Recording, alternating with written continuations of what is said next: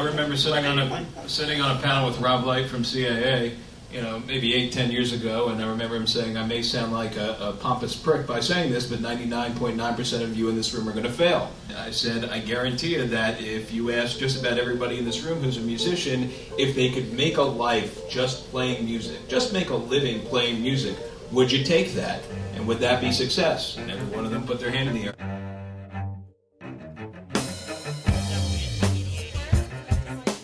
You have access to these people. She doesn't have any experience. She has never done anything before, and boom. How safe are these kind of people to work with? It's about relationship building and awareness building.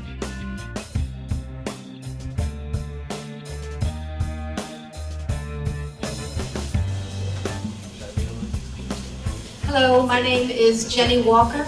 I'd like to welcome everyone tonight to the Connective Series panel. What I wanted to do, since my life's work has been in the charity sector, was come up with a series that could work to help artists who are emerging, help them learn about the industry, but also give back to music-related charities. There's a lot of people with a dream in their mind and in their heart and a song, and they really don't understand the process of how to pursue a career in popular music. How do they get a song cut? How do you write a song, do a demo? How do you get a record deal? Things like that. So this series is an opportunity for people to learn on many different topics, whether it's legal, publishing, A&R, indie record labels.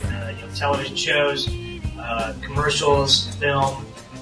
It's a needle in a haystack. There's no real definite guarantee that you can promise anyone about that.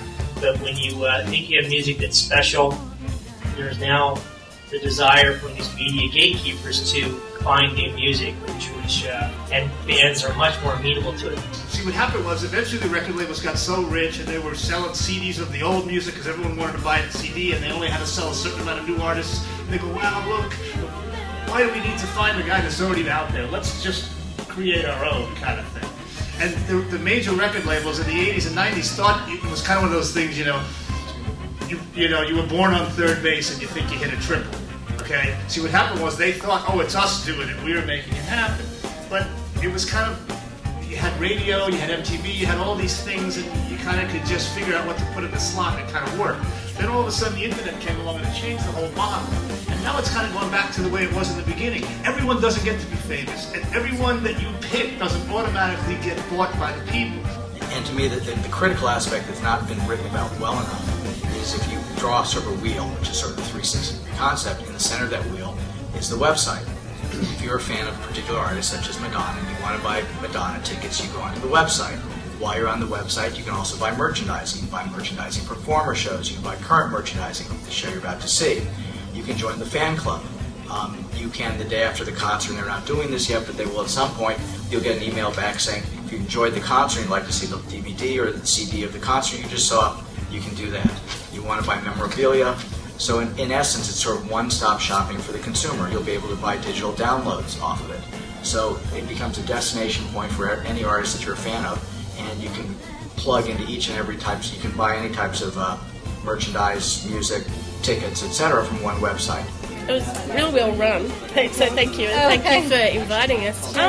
Well, I think with these they're really always useful, and I think if you can walk away with learning one thing, you've done well, and it served a purpose. And I think of that as a panelist. I mean, I learned a lot of things tonight.